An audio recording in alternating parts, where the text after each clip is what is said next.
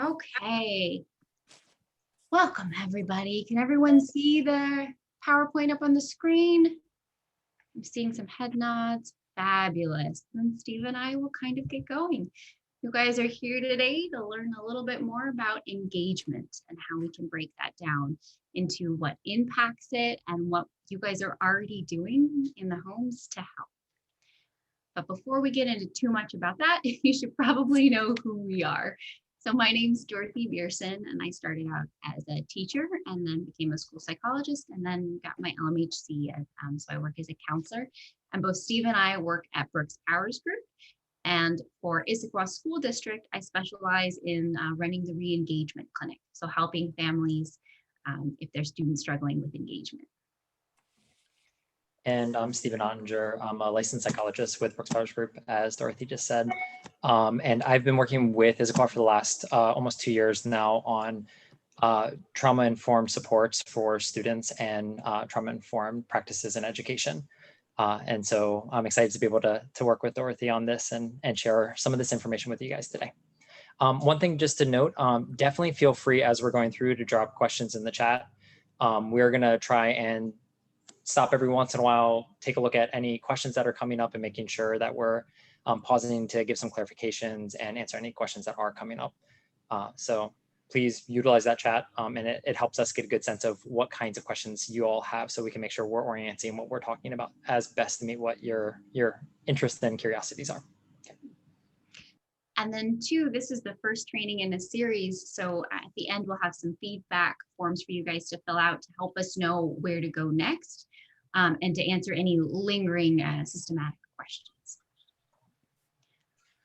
So let's just jump right in and start off with what is engagement, right? What are we talking about? I think most of you can kind of define in your head what engagement looks like for you, but for the sake of this training, Steve and I wanted to have a common language. So we're calling engagement a student participating in their education to the extent of their capacity at that moment. Some key terms in here that we want to kind of point out for you guys to think through: participation, what that looks like, right? We use that intentionally. Education, because right now looks a little different as far as where they're accessing that and what their educational environment is. What their capacity is, meaning what student is able to do in that moment and what might be some of those barriers to that capacity. And then again, at that moment, meaning right when we're looking at what they're doing, where is their engagement right there? What helps us understand this a little bit better is looking at it as a spectrum. I'm a big fan of spectrums. It kind of pulls it out for us to look at each piece a little bit closer. So with that in mind, we can break engagement into three kind of categories. We've got non-engagement, partial engagement, and full engagement. And those probably make a little bit of sense just in terms of the definition. But when I talk about non-engagement, we're talking about behaviors that are counter to actively or passively participating in learning. Partial engagement has some of non-engagement behaviors and some of the full engagement behaviors. And then full engagement is where we have the student present for learning by actively or passively participating. And I put passively in there too, because we know a student can be learning just by sitting and listening, like essentially like you guys are doing right now. The other thing I do want to point out with regards to engagement is the research shows that really 2/3 of the time, engagement is great. Think about this training. There's no way I expect all of you guys to be 100% engaged in what Stephen and I are saying 100% of the time. That's just not realistic for the way our brains work. So we like to use the 2/3 rule, right? As long as you're engaging 2/3 of the time, that's an appropriate place, and we would consider that full engagement. So let's look at some specific examples of that kind of help us frame where we're sitting. So some examples of non-engagement would be things like sleeping. That's the first one that always comes to mind for me because the brain's kind of turned off in that setting. Being on the phone in a non-academic way, right? On TikTok, Twitter, any of those sites. Gaming in a non-academic way. Talking with peers, again, not like a group project. And then daydreaming. On the other side, we have some positive examples of engagement. These might be things like responding to and asking questions, active or passively listening, completing work, for example, writing problems, answering math questions, things along those lines. and collaborating with peers. I put an asterisk by passive and by daydreaming to remind you guys that there is a difference, right, between the two. And also to remind us that full engagement is not sustained without breaks, right? So daydreaming when the student has been given a break to do so is part of the engagement spectrum, right? It's an appropriate part of that 2/3. So it has a lot to do too with the intentionality of the action. So keep that in mind as we move through this, speaking more to what specifically can impact the engagement and cause us to see some more of these non-examples of engagement. In addition, when we looked at a lot of the feedback that you guys had given us from the registration form, we heard a lot of comments about thoughts and behaviors and feelings that you guys were seeing from your students. So we thought we'd take just a second to give you a framework to look at this, because it really helps us as we move forward with what Stephen's going to bring in regards to stress and components of that, and what I'm going to bring in regards to school refusal, for everybody to have an understanding of how thoughts, feelings, and behaviors can work together. So this is the cognitive behavior triangle. It's wonderful to talk to kids about as well because it's super user-friendly. And what it shows is that we all have thoughts, feelings, and behaviors, and they affect each other, right? And because of that effect, we can change one to change the others. So a great example that Steve gave me this morning was actually, you're sitting down, you're looking outside and it's raining and you have a thought that's like, oh, it's so gross, I can't go outside, right? That causes you to feel kind of down. And then maybe for the rest of the day, you sit and just watch Netflix, right? At the same time, if you were sitting down, looking out that window and you see the rain, but you switch the thought up to, ooh, you know what? I could, get my umbrella and my boots and my rain gear, and I could just go out and play in the rain. Positive thought can lead to happy feelings. And then the behaviors could be, a really fun athletic day outside. So remember, as we move through, that this triangle is present for all of our students and for our parents. And as Stephen and I speak to examples of thoughts or feelings or behaviors that we're seeing as a result from some of the barriers, think triangle, right? Because it'll really help you frame it too when we start to think about how we want to shift it to improve some of those situations. All right. So another factor to think about as we're considering engagement is that it's often built around the belief that I can learn. It's such a crucial piece of what helps us to be motivated to engage in our learning or engage really in anything. And so this makes it really important to talk about the types of skills when we're talking about engagement in school that help us learn effectively. And so I wanted to just kind of give an introduction to some of the big pieces we know are important for helping us, those skills that help us learn. So that can include things that help us handle tasks well. Sometimes these are termed executive functioning skills. You might hear that term at times. But this is all those things around how do you get started, how you make sure things get done, creating and following plans, organizing both your ideas and your things, right? So it's a lot harder to feel really effective if you don't know where to find your pencil, right? And so really, there's this kind of broad category that we want to have in mind of these things that just help us be able to handle tasks well. And then in addition to that, there's also these skills that help us operate effectively in any setting that we're in, but in this case, we're talking really the learning environment, right? And broadly, we think about these as the social and emotional skills, but it's everything that helps us be aware of how we are managing ourselves and managing our needs in that moment, as well as how we're operating within that setting and how we are interacting with others in a way that's effective. And that contributes so strongly to that sense of I belong here. This is a place where I can be effective. And so I think it's really important to think about this in particular right now, because one of the really things we take for granted in the classroom at times is all of the supports that are just embedded within a classroom to help with these skills. And so, all of the things that are posted on the walls, all the skills that teachers bring into the classroom to help with these different things around structuring tasks in a way that'll be effective for the kiddos in the class, and those skills that'll help facilitate interaction really, really well. And amongst many other things that have changed in this last year, that is one thing that has changed, is with the change in environment, the amount of supports for these kinds of skills has changed. And so it's really important just to kind of have that frame and have that factor in mind when we're thinking about engagement.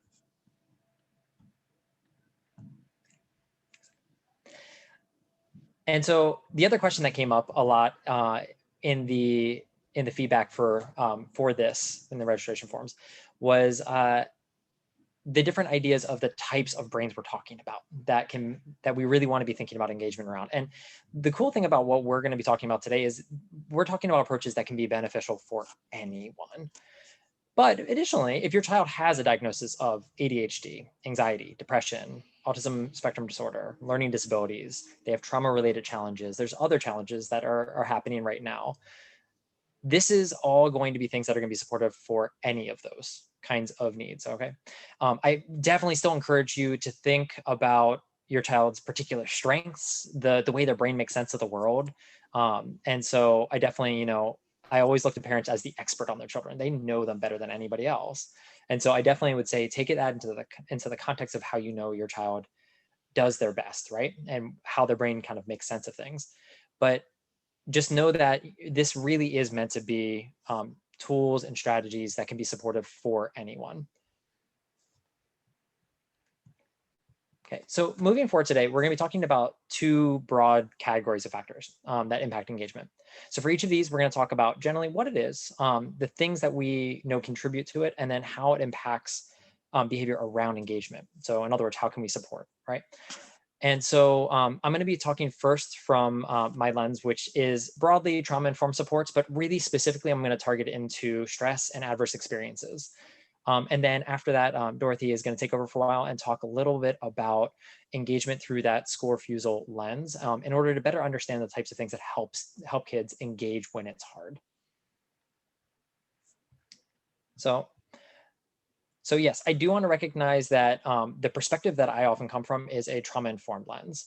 But embedded in that, the key pieces that I think are really important and I want to be able to share with you today are really understanding how our brains manage stress and how that impacts us. And then adverse experiences and how that might play a role as well. So I'm also recognizing there might be some background noise, so I apologize for that. Dorothy, give me a little note if it's making it hard for me to understand. Okay, thank you. So first, I want to say this is one of my favorite slides because I think it's so key in how we all operate broadly in our learning and our growth and in the things that make learning harder at times. And so the key to this is that stress is a really normal experience for all of us. In and of itself, stress is not a bad thing. So if you think about it from the perspective of athletes, when we're training our bodies, we're stressing our muscles in order for us to build strength and become stronger and stronger. And so part of the process for building those muscles, though, is that productive stress. And the same goes for when we are stressing our minds in order to attempt new learning. That's what leads to new knowledge and skills. So as with these examples, when stress is something that we have control over and can manage, it's actually a really necessary and productive tool for building resilience, for building learning, for all the wonderful things we want our kids to get out of school and out of all their experiences. And these then also have that property of them building on more positive self-beliefs of I am capable, I am able, that can then reinforce really effective learning, really effective coping skills, and all of those wonderful things that we want to be supporting our students in learning. On the other hand, stress can become less helpful when we're talking about stress that is unpredictable. We don't know that it's coming. When it's extreme, it's much more than we're ready to handle in that moment. Or when it's prolonged and we don't have control over it. It just keeps going and nothing we can do can stop it. In those cases, rather than it helping build towards resilience and strength and learning, it instead can build towards barriers or vulnerability. And kind of when you're seeing kiddos escalate higher and higher and they're having a difficult time managing, that's often what's happening.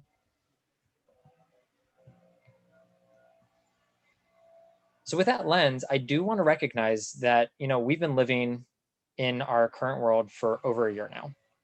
And this is absolutely a collective, stressful, adverse experience for everyone.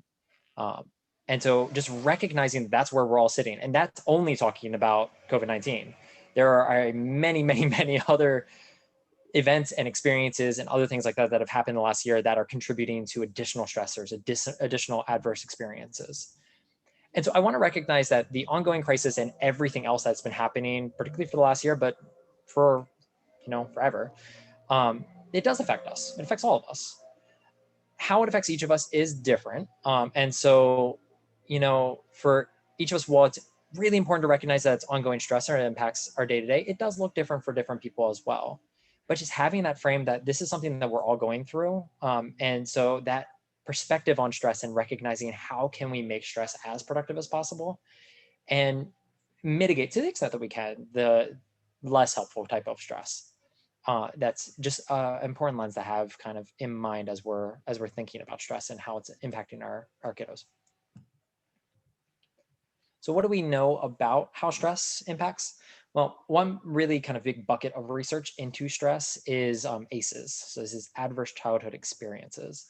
And what really it boils down to is that when we have more adverse experiences, we know that we're at a higher risk for negative outcomes or longer term outcomes.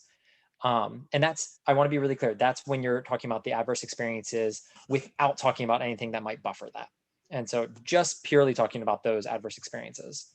And when it comes to students in school, we know that some outcomes that are really important for us to keep in mind are difficulty with school attendance, difficulty with behavior management, so managing our own behaviors, and lower academic achievement, which likely links into those first two. And so just kind of recognizing that this is something that we do know is present, which is why it was so important for Dorothy and I when we were thinking about this to really zone in on engagement and that aspect of things. Okay, so I will also say, I touched briefly on resilience earlier in that stress slide, but it's really important whenever we're talking about stress, adverse experiences, or trauma, that we're also talking about resilience and what makes resilience. And the key takeaway that I think is always really important around resilience is that it's really important to think about it as something that we learn rather than thinking about it as an inherent trait or lack of a trait. I've always really liked this quote from Elena Aguilar. Resilience is how we weather the storms in our lives and rebound after something difficult. And so it's a set of adaptive behaviors. Behaviors don't come from nowhere. We learn how to do those things. And so it's imminently a built thing, something that with support, we can help our kiddos be more resilient. And so in that sense, I also always refer to this other quote, mainly for the fact that we really don't want to be thinking about our child as, are they resilient or not? We want to be thinking about, where is their resilience now?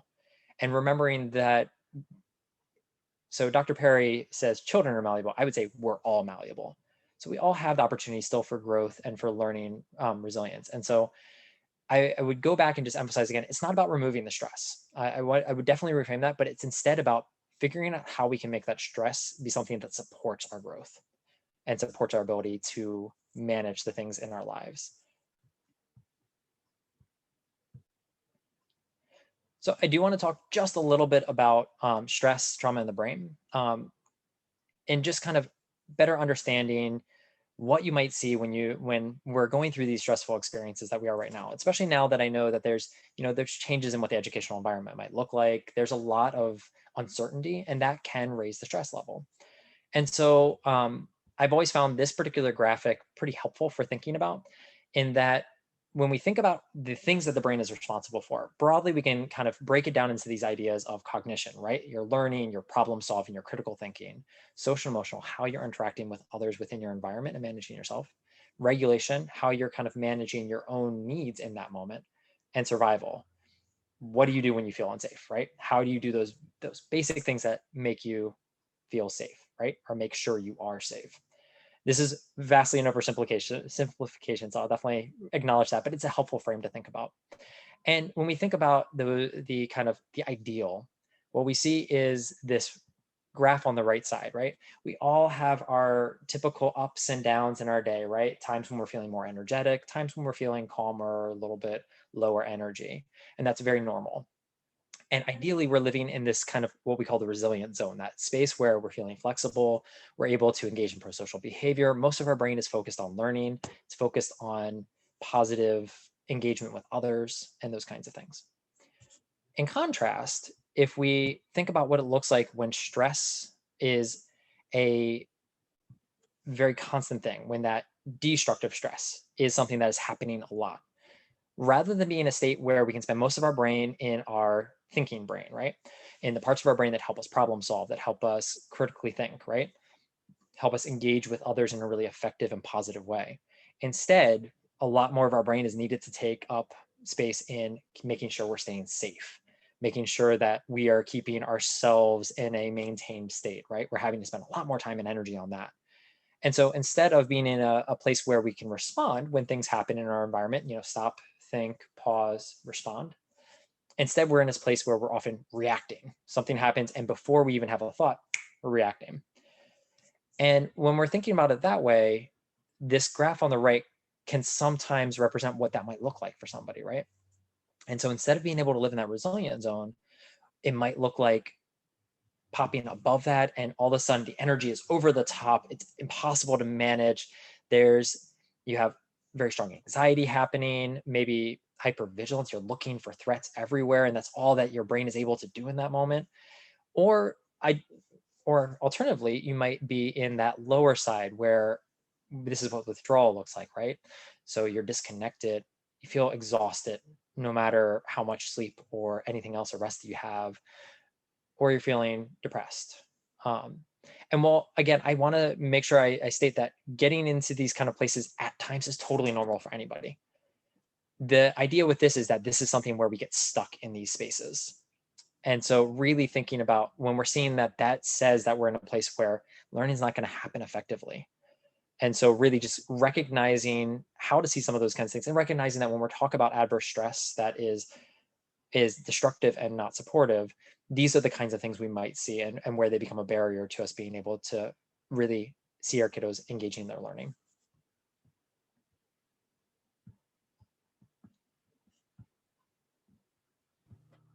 My cat was being very loud, so let's keep going. With that in mind, Steve just kind of set the stage for things that definitely impact engagement, the stress, the cycle, and how we look at all that. Let's take a closer look at the school refusal side of that. So this is when we have chronic non-engagement. And I want to define that a little bit for us. I want to talk about anxiety's role in there, and then make sure that we're looking at this behaviorally, because that really helps us think of how we can change it for the positive. So right off the bat, let's have a common definition, right? So when we think about school refusal, I want everyone to think of it as a clinical term that refers to the child-motivated behavior of not attending school. It has clear patterns that we can look for, and it has degrees of severity that we can use to understand where we're at in the process. I point out here 3 other definitions that are often used interchangeably, but I want to let everyone know that they're not necessarily the same thing. You can have a student who has separation anxiety but doesn't have school refusal, right? It could be part of the profile, but it's not necessary. And just so everyone kind of understands these definitions, when we're talking about school phobia, we're talking about fear-based absenteeism. When we're talking about school withdrawal, we're talking about parent-motivated absenteeism. And when we're talking about separation anxiety, this is where we've got excessive worry and difficulty separating on the part of the child, right? I'm sure you guys can all think of some examples around that. So let's look a little closer at the spectrum that I was talking to you guys about. I said before, I really like spectrums. I wasn't lying. Here's an example of how we can break school refusal down into a spectrum. We can have it start with behaviors that aren't even necessarily transparent to the school team, but they're very transparent to our parents or those in the home, right? So we have pleas for non-attendance, sometimes reports of somatic symptoms, all happening before school. This can then move to repeated misbehaviors in the morning before school to avoid school. So we might see kids who are throwing some tantrums or shutting themselves in bathrooms, things like that. So the behavior's increasing. This then moves to repeated tardiness, because the behavior in the morning becomes so problematic that it's bleeding over into the school hours. Then we see that move often into absences or skipping of classes. And then this can move into prolonged skipping of multiple classes. In the higher grades, it might look like missing first and second period, and then additionally third. For the elementary grades, we might just see them coming in really late in the morning. And then that can move to complete absence from school for certain periods of time. More often than not, I see this on like Mondays after the weekend or following breaks or holidays. It's always really hard to come back, but even more so when they've had a bit of a break. And then finally, we see it move to complete absence from school for extended periods of time. So these are like some of the kids that I work with in the school district who haven't potentially been to school for months or up to years. So now that we know kind of what this can look like on a spectrum, let's break it down into a web. Steve has his favorite slide with looking at the different types of stress. This is my favorite for school refusal, because essentially it's meant to be like, whoa, look at all these pieces. But then as I break it down, make you feel so much better about knowing each of those components. So we've got the spectrum that I just talked to you guys about with all of those steps. And then it breaks it down even more into the 6 factors that can impact school refusal. We've got child factors, parent factors, family factors, peer factors, school factors, and community factors. These are all pieces to the puzzle that can cause barriers for our students to attend school. So an example might be in the child factor could be trauma, right? Or heightened level of stress. An example in the family factor could be something that's really triggering, like the death of a loved one, right? When we look at the community factor, we could be looking at a big community struggle or difficulty that's occurring, right? So you can think of things as big as like the Flint water crisis, or as small as just that there's not necessarily adequate resources to get to and from school for the students, right? There's not great public transportation. So each area or each factor has a potential for barriers to be addressed. But on the flip side, anywhere you see an orange line, there's potential for intervention or for us to do something in each of those areas. And I want to point out the only reason there's not little orange lines right here is because I couldn't physically squish an orange line that small. It doesn't mean that we can't work together as a team, especially with the parents' voice in there, to help us think of interventions and supports around all those factors when it gets to the acute or chronic level. I've even worked with a team where the student themselves wanted to drop out and was considering that pathway, but in collaboration with the family and the school team, we continued to support with some interventions in each of these areas, and we're able to kind of change the student's mind and get them back engaged in school. So essentially, no point of no return. And remember that we've got 6 factors that play into that. Whenever I'm talking about school refusal, I always want to bring up truancy because sometimes they're spoken of in the same sentence, but they're very different things, right? We need to remember that when we're talking about the two, the big difference is what the child's doing when they're not coming to school, right? So a student who is truant is a student who is choosing not to come to school, but still engaging in those pro-social behaviors like holding down a job, going to the mall, if that's what kids are still doing nowadays, and being social in appropriate ways, right? Versus our school refusal kiddos are kiddos who want to go to school, but have a hard time getting up in the morning and engaging, right? So there's a difference there in terms of their motivation around engaging in school. I do want to point out that sometimes our high schoolers can look like they're truant, but if we talk to the parents, right, we figure out that there's a long history of school refusal. And way back in elementary school, they wanted to come to school, but they had all these barriers that were preventing them from getting there. And so we had this buildup of behavior. So it's sort of like school refusal disguised as truancy, right? And I've been doing this work with Issaquah now for about 3.5 years, and I have not come across one truly truant student, right? So that tells you a lot too in all the cases that I've done. If we address it as school refusal, which majority of the time is, there's a lot more potential for positive intervention. The other piece I just want to throw out here for the parents is I know you guys are probably aware of, if you have any degree of absenteeism, sort of the Becca-Bell or truancy process that schools have to follow. Sometimes for parents, this just looks like letters or phone calls as far as like your kid wasn't at school today, right? And can often mean for parents too, this fear of the court system. right? But part of my work with the district, and I think part of what this area is looking at revamping and re-understanding, is how we can use the Becca Bill process as a skeleton to put more positive interventions in place before we get to the court system. So in this training, I'm hoping to kind of expand your understanding as well, so you can work with a school team who's learning the same thing and think positively about interventions prior to that place. And then if you do get into a conversation with your school team about accessing the courts, it's done so in collaboration with the parents and in a supportive way, because everybody feels like that's the best next step, right? So again, for the parents here, it's just understanding that this is a legal system that overarches a lot of what the school does, but there's potential for us to come up with positive interventions in there, because the Becca Bill doesn't necessarily always outline all of that. All right, so we defined school refusal, we looked at the spectrum, we saw it as a web. Let's think about anxiety. And remember, when I'm doing this, to reflect back to that triangle, right? So in general, we know that 1 in 8 children struggle with anxiety. That's 3 or 4 students in the general education classroom, right? And if we move that to the special education classroom, that almost always increases. This is things like social or performance anxiety and separation anxiety. And you guys can see some examples there. I bring it up whenever we talk about school refusal, because whenever you haven't been engaging in something for a significant amount of time, you're going to feel more anxious when you go to engage in it. A great example of this, quarantine hit, I stopped going to the grocery store for like 3 months and then went back and was super anxious the first time I went into the grocery store. Right now we had these like pathways that we had to follow. I had to socially distance, I had my mask on, and I would never say I was a person who was anxious in the grocery store, right? But I hadn't done it for a significant amount of time, so my anxiety around it increased. It's the same thing for our students who have been struggling to engage in school. And oftentimes they're not engaging because of some of those stressors or impacts that Stephen was talking about. So all of this sort of weaves in together.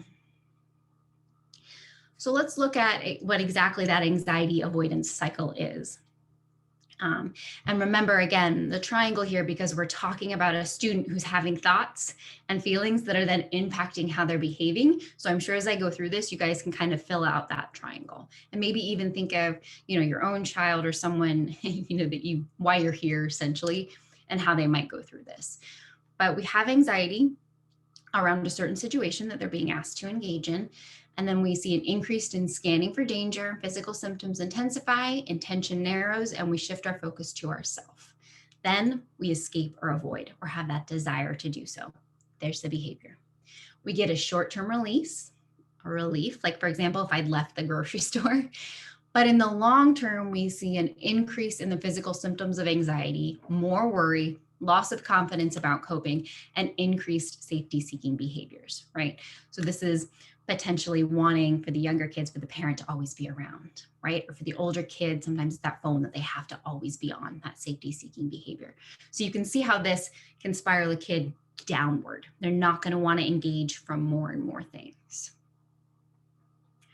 So what we want to work to do is to reprogram that, right? We want to think about how do we change the behavior, the thoughts, and the feelings to help our students have a more positive experience. Remember the rain example? We want them to enjoy it and feel like they can engage in it instead of running from it. So let's look at how that's done, right? We have the initial anxiety that spiked. We want them to confront the feared situation without the aid of safety behaviors, right? So that they can feel confident in their own ability to do it, not because they have the safety behavior.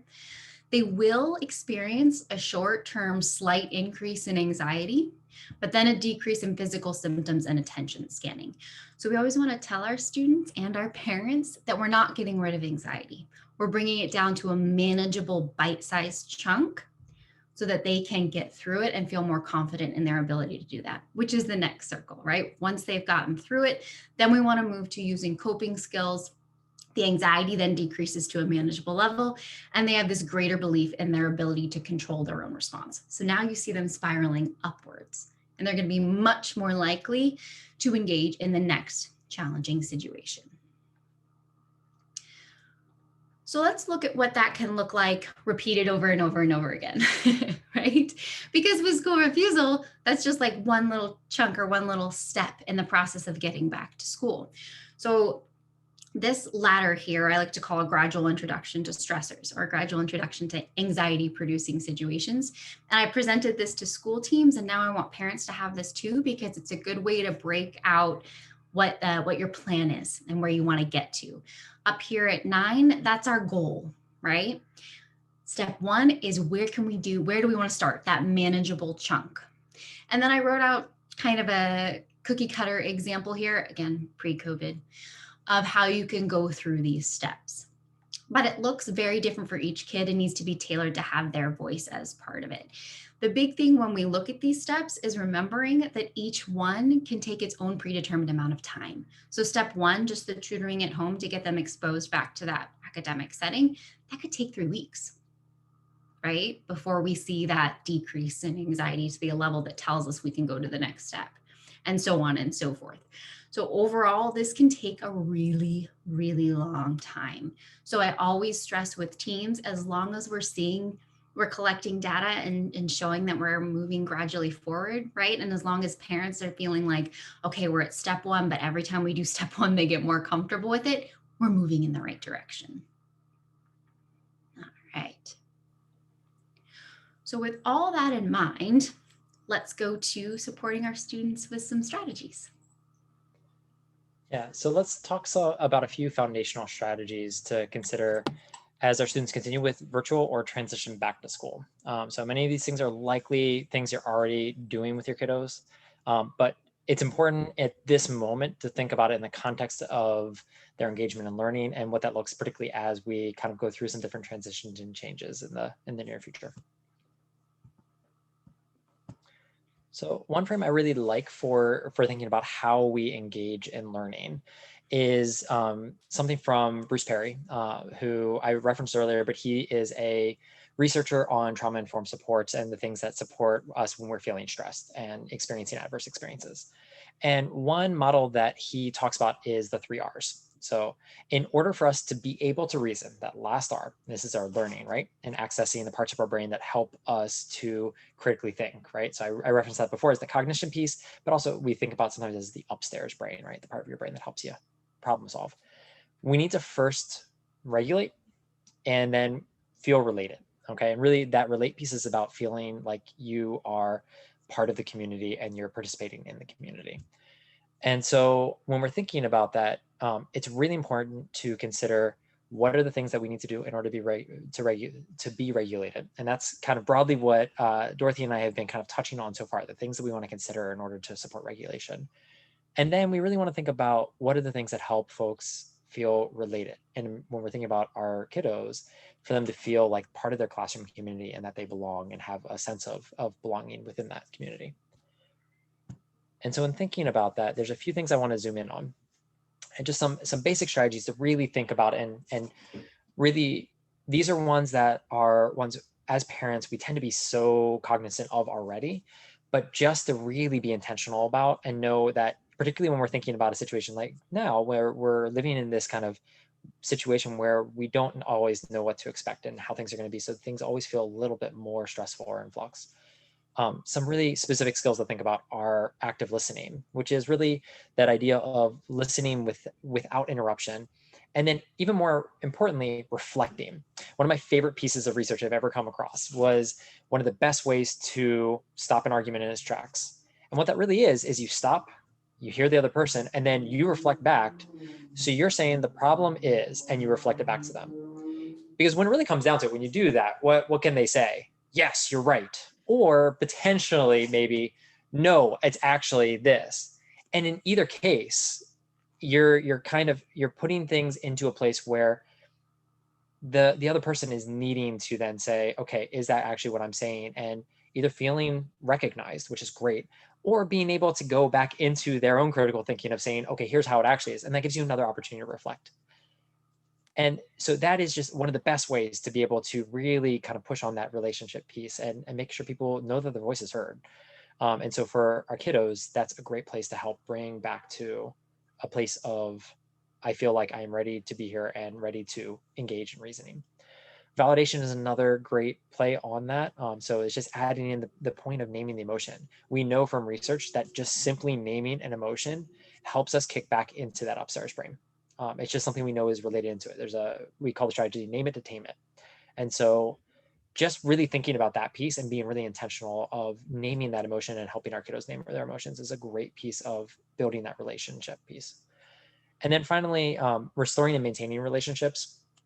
Again, you know your kiddos best. And in my perspective, one of the best things that we can do for our kids is really model for them how do we fix things when they go wrong, because they're going to go wrong. But it's one of those really difficult skills because of the emotions that it brings up and because of the fact that it's just not something that we often will engage in a really positive and active way. And so having really intentional practices around restoring after something goes wrong can be a really great gift that you're supporting your kiddos in learning. And just always having that perspective around maintaining relationship. We know across situations that if you can keep a positivity ratio, I have 5 to 1 here, but really it's the research has always been around this idea of 3 or more positives to every negative. We know that that's something that just really helps that sense of I'm heard, I belong here, I'm recognized, this is my place. And so again, going back, I know these are absolutely already things that I don't think I'm sharing or new or anything along those lines. But in this moment, I find it helpful sometimes, even for myself and my family, to go back and really think about these things and intentionally pick one of these to really focus in on. And just for my own kind of knowledge of I'm doing what I can to make sure that I'm helping support my family and my kiddos. Staying on that same kind of pathway, I know you guys probably have already thought through a lot of this as we've transitioned into virtual learning and then out of virtual learning. But the next thing I wanted to speak to was setting up and maintaining routines. And remember that these pieces can actually connect and help support the 3 R's, right? What Steve just talked about, the ability to regulate and relate and reason. In order to do that, it's really helpful to have a routine that allows you to regulate and then to relate and then to be able to reason. So I put up here some examples of when we were in actual in-person schools, some routines that the kids had to engage in, but now they're at home for potentially part of the day or all of the day, or whatever that hybrid model might look like for you. But it's super helpful to pause and think through what are my parent routines and what are my student or child's routines, and how have I explicitly gone over my expectations with my student around those routines, because then they know what the expectation is, what they're supposed to be doing for each piece, and they can then focus on the regulation bit and the relate piece to the teacher, right? If they know exactly how to engage. And then they're much more able to reason, which essentially equals learning. So with this slide, you guys know your day best, right? But I hope you can take a second just to think through and look at some of these examples and then add to it what would be on your own list. What are other routines that you want to make sure your family members, your students, and you yourself as the parent in that environment have set up throughout the day? And how have you explicitly taught that to your children? And these are super helpful overall because they support all those things that we've been talking about, right? They build opportunity for breaks. Because remember, we can't, like, sustained engagement is exhausting. We can't have 100%. We've got to have opportunity for breaks to meet that 2/3 model, right? This also allows us to present structure for multiple engagement points, right? Especially when we're breaking the day up a little bit, and also allows for systematic review of components of the day, right? So you guys can let us know as parents what part's going well, what routine's working, what's not, right? If you know what each of those routines are, be like, hey, actually, it's my get up routine that's not going great that I'd love some help with, right? Or it's my logging onto third period class that's not going great routine. But if you're aware of those routines, it makes it that much easier to focus in on them and help create change with the school team. They can also, for our kiddos with high anxiety, decrease the feelings of anxiety and stress because students know what to expect. This has been a complete flip in their world, right? And so we want to give them that stability by presenting the routine and allowing them for their anxiety to go down a little bit just because they know what's coming next. So all those things that Steve and I just spoke to are essentially pieces we know you're probably already doing, but given that this is the first training in a series, we wanted to kind of talk it through so we all have common language and we all have common strategies. And we're doing the same thing with your school teams, right? I think we've had 2 trainings with the school team that mirror the trainings that you guys are getting, because just like we keep saying, then we're all speaking the same language. We all know what are the basic strategies that we can be using, and we can all be checking our routines. For the teacher training, I had teacher routines listed out, right? And then Steve did the same thing when coaching teachers through how to look at the stress cycle. So we're really excited about this pairing of parent guardian training and school teams training, and hope moving forward that you guys see the benefit of it as well. We wanted to end with just some resources for you guys to access. This will be a PowerPoint that I believe we're going to look at how best to provide for parents so that you can look through it yourself. And then we also will have the recording to be accessible, but mine specifically around school refusal are in the green and teal, and then Stephen's are in the blue. Steve, is there anything you want to add about your resources? No, I was only going to say that I tried to include one that talks about what trauma-informed schools look like. And again, that's the frame in the reference point, but it really is something that I believe very strongly works for anybody and is supportive for anybody. And then if you're interested in digging a little bit deeper into it, that last one, the neurosequential network one, is actually it really digs further into the pieces that I was already talking about today. They're pretty quick videos, usually less than 20 minutes. So Dorothy, also just let you know, there is one question for us to come back around to in just a moment. Perfect. So I'll just get through the last couple slides for us, and then we'll go from there. Great references if you want some reading. Steve and I put some of those together for you. Steve, you want to go ahead with our big takeaways, and then we can finish up with the feedback form. Absolutely. So the 3 big things that we're hoping to be able to share and for folks to be able to take away from today is really building a shared language of what engagement is and being able to define that, and really kind of recognizing it as something that exists on that spectrum, not as a yes or a no. And so when we recognize it that way, it makes it much more of something that we can intervene and do something about.